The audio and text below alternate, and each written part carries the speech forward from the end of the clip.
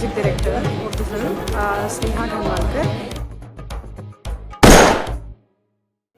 I've spent 2 years working on both the parts of this film. The music is quite experimental, but at the same time, it's pop, it's folk, it's item, it's just sound, it's everything. So I guess just give it a patient ear and hear it out. The music of Gangs of Wasseypur, composed by the brilliant Sneha Khanwalkar, is heavily inspired by the traditional Indian folk music, both in its tune and the lyrics. Everything plays with that contrast, that incongruity. Imagine, an intense revenge film set in Jharkhand has tracks like this.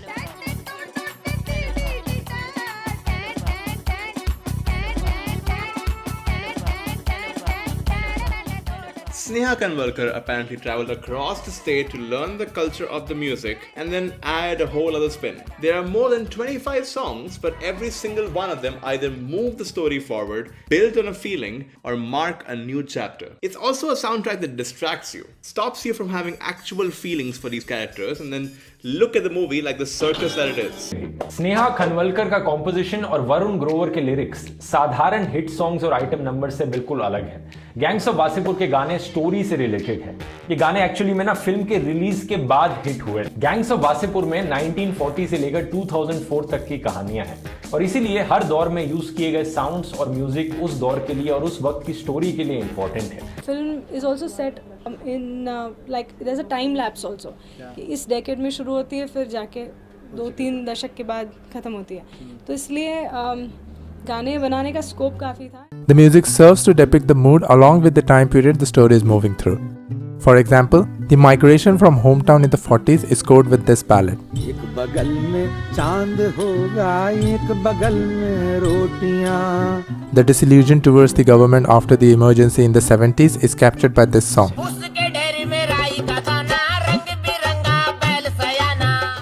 This reggae tune of Hunter and the overtly Bollywood style reminiscent of Rahman in this song represents the decade of the 90s. The beauty of Khanwalkar's music is that it caters to the film, its mood and the character's state of mind, not to the listener.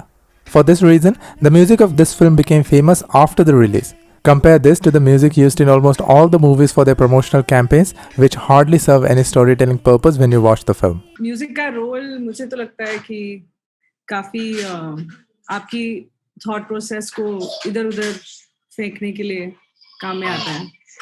So it can make you feel a certain way about a scene, even though scene में शायद कुछ नहीं हो रहा है, अगर आदमी का चेहरा है सिर्फ, लेकिन अगर म्यूजिक आपको उस दिशा में ले जाए जिसमें आप उस आदमी पे या तो रहम करो या उसके लिए गुस्सा फील करो या जो भी है, these things can be, these underlining emotions in cinema, the director can do through music. Inspiration लिया 3 जगहों से. एक जो डायरेक्टर खुद अनुराग कश्यप, बिकॉज उनके दिमाग में जो बज रहा था और उनको जो दिख रहा था, एक तो वो दैट वाज रियली इंस्पायरिंग. उसकी वजह से Bihar, because the film was set in Bihar, and Trinidad and Tobago पे मैं ऑलरेडी रिसर्च कर रही थी बिकॉज मेरे को चटनी म्यूजिक से बहुत ज्यादा अचानक से जब मैंने फाइंड आउट किया था चटनी म्यूजिक के बारे में, आई वाज एक्सटैटिक. मैंने बोला ये कैसे हो गया, इंडियंस यहाँ से वहां चले गए और फिर वहां का जाके कैलिप्सो चटनी में हो गया एक्सेट्रा. मैंने ये देखा कि कई सारे जो बिहारी इंस्ट्रूमेंट्स हैं जो यहाँ पर अब उनकी कोई एग्जिस्टेंस ही नहीं है, वो वहाँ पर अभी भी यूज होते हैं और अच्छे खासे यूज होते हैं. बिकॉज वो लोग वहाँ के जो माइग्रेंट्स वहाँ जो गए थे वो अभी भी इंडियन म्यूजिक, इंडियन कल्चर, मतलब मैं तो म्यूजिक के लिए कहूँगी, म्यूजिक को बहुत ऐसे संभाल के रखते हैं. Hunter, I believe you had gone to Jamaica for just understanding the. I had gone to Trinidad and Tobago. Trinidad में भी बहुत सारे बिहारी लोग हैं. चटनी में. करेक्ट. आपको चटनी म्यूजिक भी सुनाई देगा जो बिहारी लोग जो बहुत साल पहले माइग्रेट हुए थे इधर उधर दूसरी कंट्रीज में, जैसे ट्रिनिडाड में, तो ट्रिनिडाड के कुछ फ्लेवर्स आपको सुनाई देंगे. हाँ, हंटर तो बहुत ही फन सॉन्ग है और वो मैं एक्चुअली ट्रिनिडाड एंड टोबैगो जब गई थी तो एक सिंगर है वेदेश सुकू, उनसे गवाया गया है गाना, and he is written it in English and Varun has written the Hindi parts. आप जो पूरा गाना सुनेंगे तो आपको ग्राफ में पता चलेगा कि गाना क्या क्या बोल रहा है। हालांकि वैसा का वैसा चटनी म्यूज़िक नहीं यूज़ किया गया, लेकिन एक चटनी सिंगर जैसे वेदेश सुक्कू जिन्होंने हंटर गाया है, उनको रिकॉर्ड करके फिर मुझे बड़ा आयरॉनिक का मज़ा आ रहा था उसमें कि कुछ बिहारी ट्रिनिडाड में जो कभी इंडिया नहीं आए या बिहार नहीं आए, और ये बिहार के कुछ सिंगर्स जो कभी ट्रिनिडाड नहीं गए या बिहार के शायद बाहर ज़्यादा नहीं गए या इंडिया के बाहर नहीं गए, तो उन लोगों का दोनों का साथ में एक गाना है।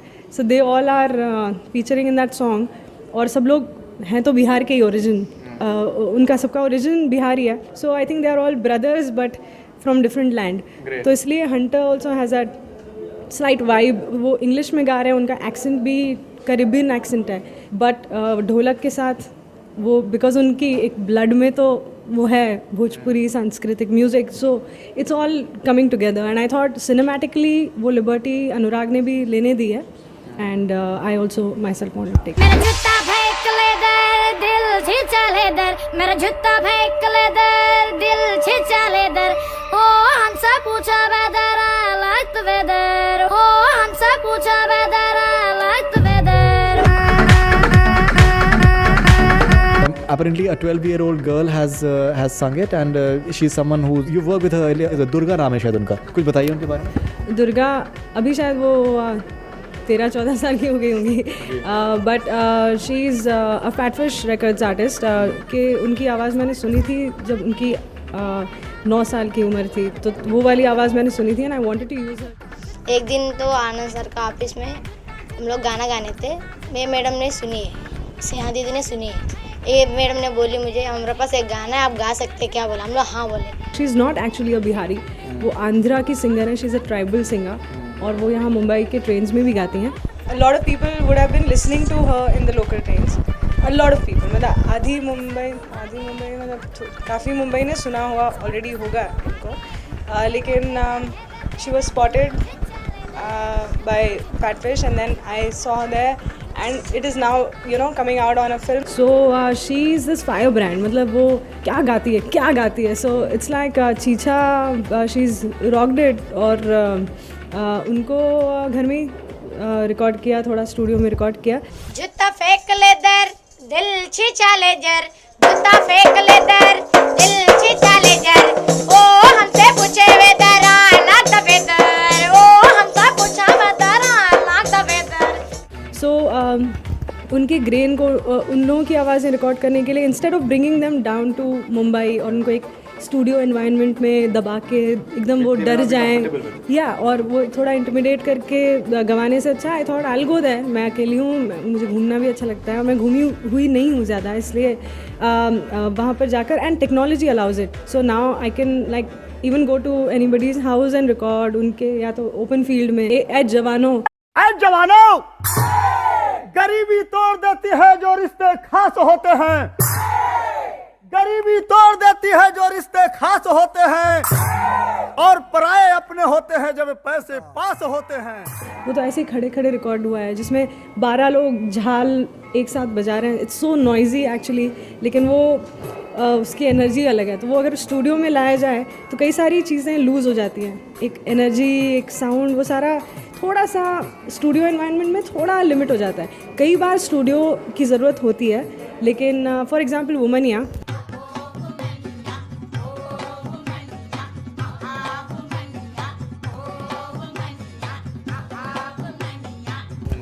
हम लोगों ने इसी तरह एक कमरे में सबको साथ में बिठा के एक लाइव टेक किया था। So everything is leaking into each other, मतलब ऐसा नहीं कि सबको सोलो रिकॉर्ड किया, तो सारी चीज़ें एक साथ एक में मिक्स हो रही हैं, and that's I think bringing out the liveness, और इसलिए शायद थोड़ा मज़ा आ रहा है। जैसे बिहार में कहने का तरीका होता है चवनिया, चवन्नी को चवनिया, बटन को बटनिया, तो वुमन को वुमनिया, it just seem all right and seem perfect.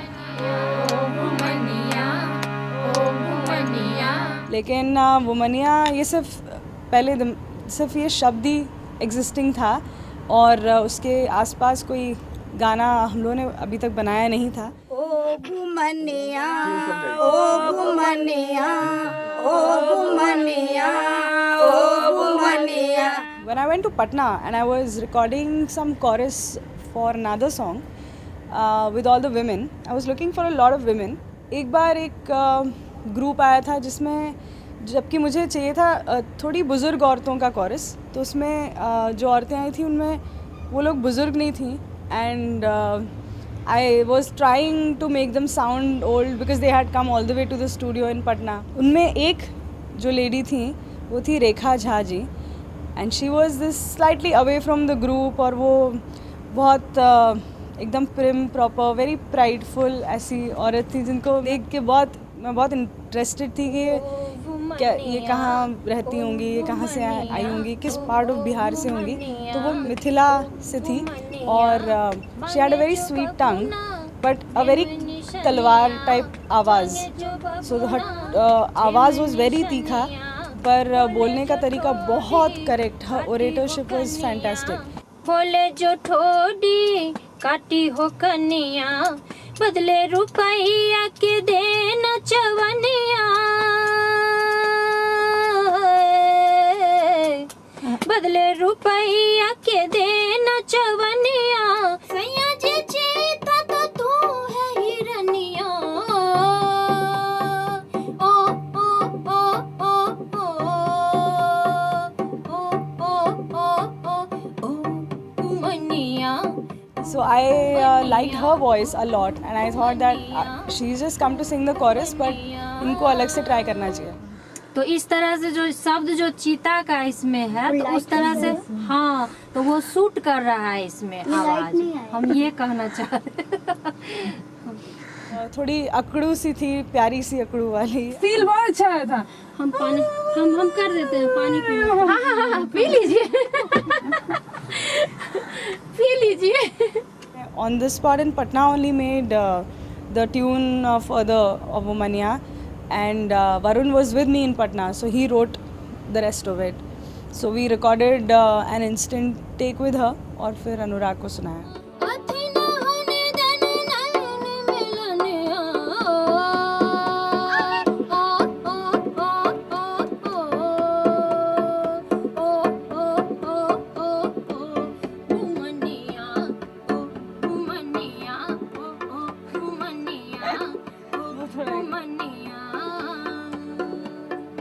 और वहाँ पर बनारस में I found Khushbu ji and she was opposite of Rekha Jha.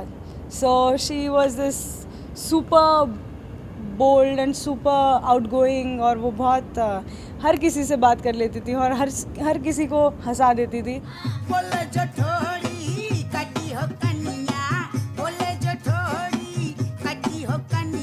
गाते समय फिर उनका एक बहुत अच्छा साथ में कॉम्बिनेशन निकल के आया है and that's because they both are two different kind of वुमनियाज. चाहे मुझो सजब हाथ से कनिया, चाहे मुझो सजब हाथ से कनिया, कंधा में दे न जी दांत बुकनिया.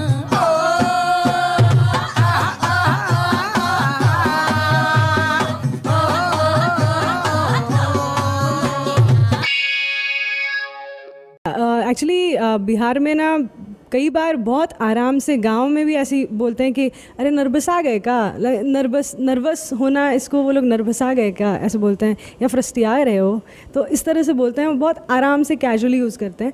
इसलिए we made a song called फ्रस्टियाओ नहीं मूरा. या वेरी कैजुअल.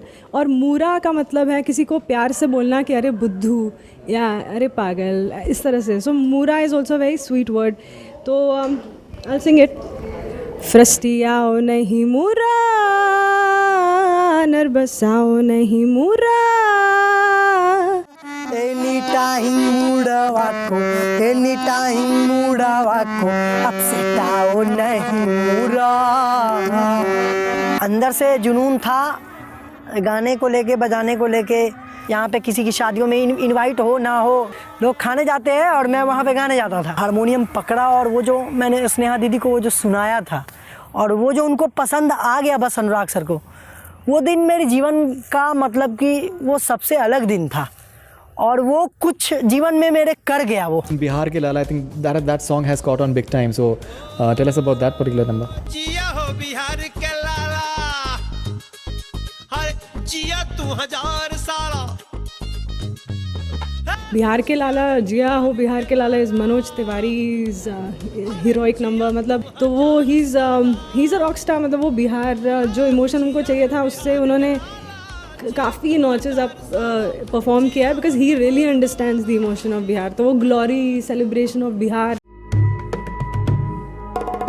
जिया तू में Manoj Tiwari was the best decision, because गाना जिस जगह पे फिल्म में चाहिए था वहाँ पर it had to be very very convincingly Bihar pride. जब सब कुछ गलत जा रहा है जिंदगी में और आदमी से आप एक्सपेक्ट करो कि साले को रोना चाहिए, लेकिन वो रो नहीं रहा है, वो गा रहा है, हंस रहा है, लेकिन वो अंदर जो है ना, तब वो अंदर से वो आता है, फिर सडनली आदमी रो पड़ता है। वो गाने वाला नहीं रो रहा है, जिसको रोना चाहिए, दुनिया रो पड़ती है। जिया है बिहार के लाला, जिया तू 1000 साला। जिया है बिहार के लाला, जिया तू 1000 साला। जिया हो तू घोर बवाला, जिया है बिहार के लाला। भैया भैया भैया भाई, और फिर गोड़ रे पका, जो भी मतलब वो शुरुआत। तेरे गोड़ पखारे गंगा, तेज से आग झुलस, तेरे कंधे चढ़ जाना, तेरे जोरदार सिंपलेस। ओ तेरे गोड़ पखारे गंगा, तेज से है आग झुलसता, तेरे कंधे चढ़ के सूरज आकाश में रोज पहुंचता। अरे जिया तू ये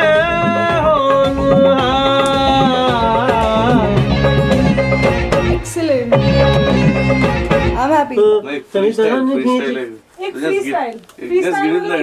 ओके ठीक है। पहले गाते गाते पूरा गाना कई टेक्स में गाया, और उसके बाद ही went into a trance of singing it for 20 minutes and we all were, हम लोग बेवकूफ़ जैसे सब लोग डांस कर रहे थे।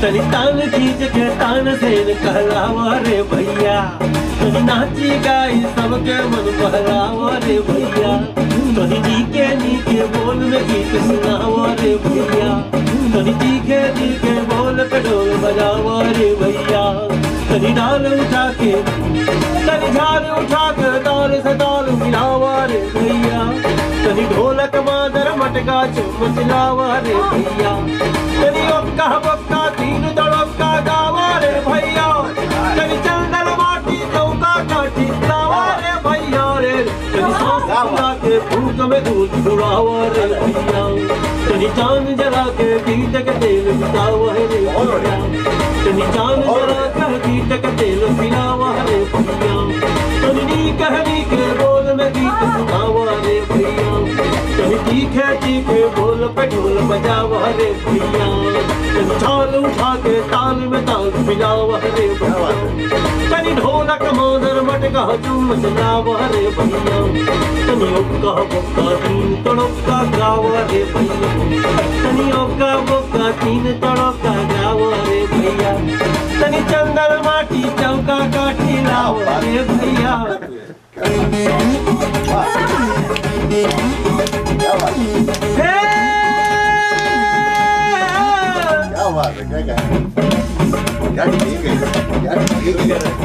तनी नीके बोल बगीत सुनावा रे भैया, तनी झाल उठा के ताल से ताल मिलावा रे भैया, तनी ढोलक मादर मटका चमक लावा रे भैया, तनी ओक्का बोक्का तीन तड़का गावा रे भैया, तनी चंदन माटी चौका काटी लावा रे भैया, तनी सांस फुला के भूख से ढोल उड़ावा रे भैया, तनी चांद जला के गीत के तेल पियावा रे भैया, पियावा रे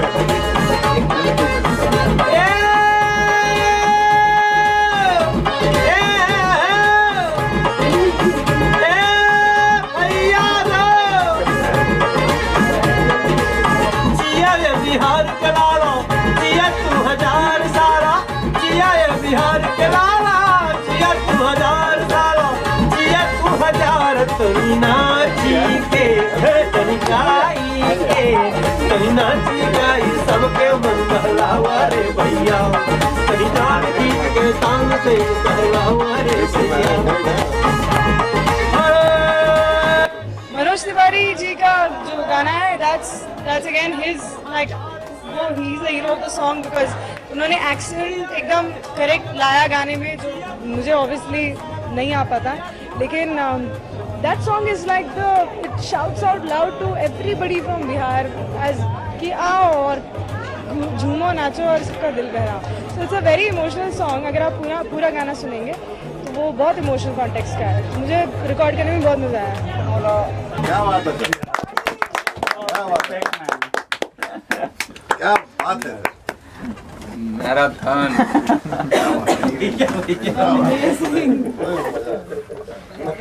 सर हम सबको भी चाहिए। चले भैया वो ना चले गए थे, बाप रे, मतलब ऐसा एक्सपीरियंस हो गया था। इसमें कुछ मिलेगा कुछ। अरे क्या आप क्या बात कर रहे हैं, क्या बात है, 20 मिनट का गाना कोई गाना नहीं, और जितना बुलाएंगे ना हम पूरा बजाऊंगा, एंड में एंड रील खत्म होने तक बजाते रहेंगे थिएटर में, ऐसा बहुत बढ़िया भैया ने गवाया। अच्छा मैं भी भुला गया, वो लूप लगा दिए थे क्या? Goose was the first song that I made for the film because Varun Grover से जब मुझे अनुराग ने मिलाया था तो एक गाना ऑलरेडी वरुण ने लिखा हुआ था जो अनुराग को डेफिनेटली मूवी में चाहिए था। क्योंकि फिल्म बहुत पॉलिटिकल बैकग्राउंड में सेट है और एक लंबा टाइम पीरियड पकड़ती है, तो हमने सोचा था दोनों पार्ट में, वासेपुर 1 और वासेपुर 2 में एक गाना ऐसा होना चाहिए जो पॉलिटिकल स्टेटमेंट भी हो अपने आप में, बहुत ही सटल लेकिन एक बहुत ही पावरफुल पॉलिटिकल स्टेटमेंट। तो ये गाना फिल्म में एक्चुअली उस दौर में आता है जहाँ पे इंडिया में इमरजेंसी ख़त्म हुई है अभी अभी और एक नई सरकार आई है और वो सरकार से भी लोग डिसिल्यूजन्ड हैं। तो एक जो ग्रैंड सपना था जो नेहरू जी ने दिया था, जिससे जो फिल्म के शुरुआत में हम लोग नेहरू जी के साथ ही दिखाते भी हैं, वो सपना धीरे धीरे अब ख़त्म होता जा रहा है और एक डिसिल्यूजनमेंट सेट हो रहा है। हमारी जो एक ग्रैंड ड्रीम ऑफ इंडिया था, तो उस सपने के ख़त्म होने को लेकर हमने ये गाना लिखा था कि ना मिली है, यू वॉन्ट फाइंड इट। कुछ भी आपको, मतलब हर चीज़ एक धोखा है, हर चीज़ एक मिथ्या है। जितने भी बड़े बड़े सपने इस देश ने देखे थे वो ख़त्म हो रहे हैं।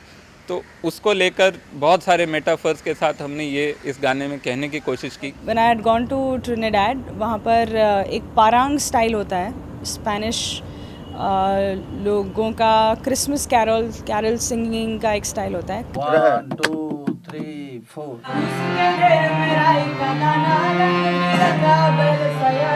उसके ढेर में राई का दाना, उसके ढेर में राई का दाना, रंग बिरंगा बैल सयाना, रंग बिरंगा बैल सयाना।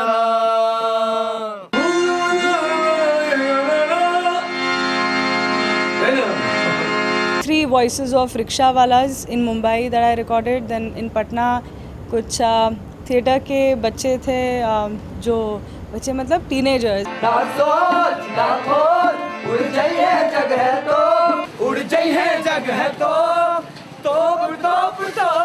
उड़ जाइए जगह तो। वहाँ पटना में थिएटर ग्रुप से स्टूडियो की तरफ जब जा रहे थे तो हम लोगों ने रास्ते में गाना शुरू कर दिया था क्योंकि उनको रिहर्स करना ज़रूरी था, हमारे पास टाइम कम था।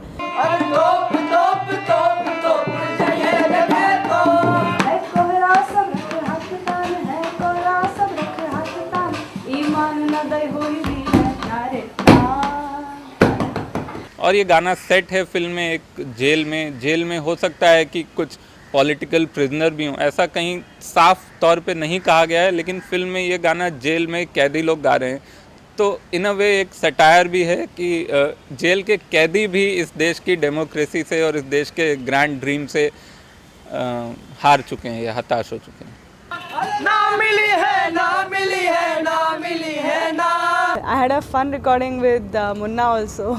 मुन्ना एकदम ही अनटेमेबल सिंगर थे। लेकिन बतियाती हाथों की लकीरा में, टोपी निकाल दो, इतनी गर्मी में क्यों टोपी पहन रखे?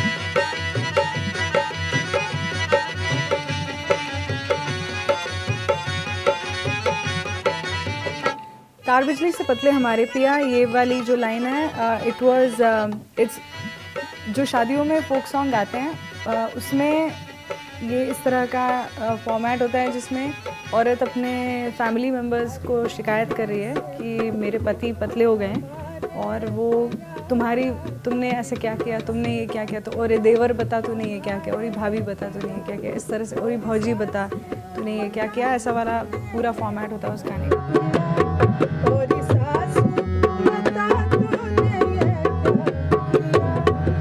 सासू के बाद मामी, मामी के बाद चाची, और मतलब पूरा वो रिपीटेटिव था बहुत ज़्यादा।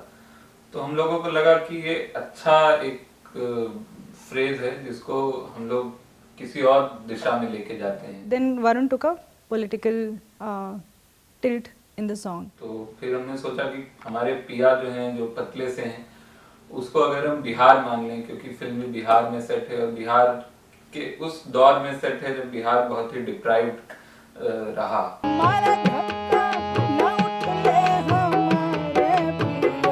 तो हमने सोचा बिहार की कंडीशन पे एक सटायर जैसा एक गाना लिखा जाए और इस तरह से उसको लेके हम लोग आगे बढ़े और पूरा एक सटायरिकल भी है, उसके साथ साथ वो लेडीज संगीत भी लगता है, तो वो दोनों के बीच की एक जोन हम पकड़ के चले। मुझे लगा कि वैसा टिल्ट होना बहुत अच्छा होगा और बहुत यूनिवर्सल होगा। बहुत लोगों को हमने दुहाई भी दी है इसमें, बड़े बड़े नेताओं को, डायरेक्ट नाम नहीं लिए हैं, लेकिन एक जनरल पूरी पॉलिटिकल क्लास, पूरी रूलिंग क्लास को हम लोगों ने दुहाई दी है गाने के जरिए कि आपने हमारे बिहार के साथ क्या कर दिया।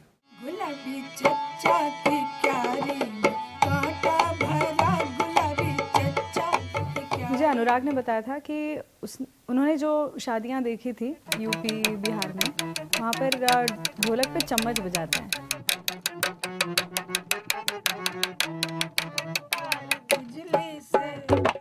Then I thought of also saying tak tak tak tak tak tak tak tak tak tak in the chorus.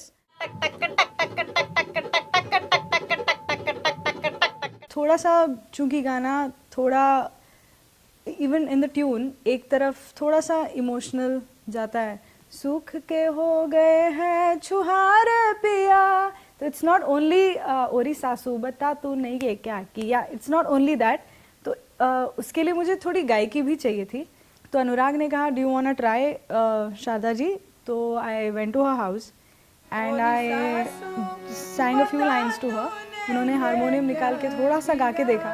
तार बिजली से पतले हमारे पिया, तार बिजली से पतले हम पतले। So I thought this is the best because ये अभी जो आवाज़ आ रही है वो एकदम प्योर वाइन है। और सासू बता तूने ये क्या किया। और हारमोनियम पे सीताराम जी थे जो AIR में भी, AIR के म्यूजिशियन हैं, AIR पटना, और शारदा जी के साथ यूजुअली वो बहुत यूजुअली प्रोग्राम्स करते हैं, तो ही is a fantastic harmonium player.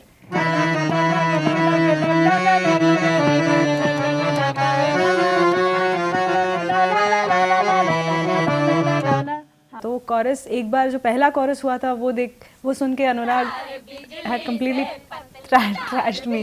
उन्होंने कहा इतना क्यों खुश है ये, कोई ऐसी वाली फिल्म तो होनी नहीं, मतलब इतना खुश हो के क्यों है। तार बिजली से पतले हमारे पिया, तार बिजली से पतले हमारे पिया, और सासू बता तूने ये क्या किया। तो इसलिए वो chorus obviously was also Sharda ji के आवाज़ के साथ वो नहीं जा रहा था। कुछ खाते नहीं हैं, कुछ खाते नहीं हैं हमारे पिया, कुछ खाते नहीं हैं हमारे पिया। तो स्टूडियो के पास में एक मंदिर था, वहाँ से जो भी औरतें गा रही थी उनको पकड़ के स्टूडियो में ला रहे थे, और वो थोड़ी बुजुर्ग थी लेकिन वो ट्रेंड बिल्कुल नहीं थी, तो वो माइक के साथ बस मस्ती कर रही थी। तो वो गाते समय कभी उनकी बैंगल्स का आवाज़ ज़्यादा आ रहा था, तो कभी उसका, तो सम प्लेसेस वैसे ही गवाया, लेकिन सबका एक साथ सिंक आना बहुत कभी कभी हो रहा था. It was rarity but I think they sang the best.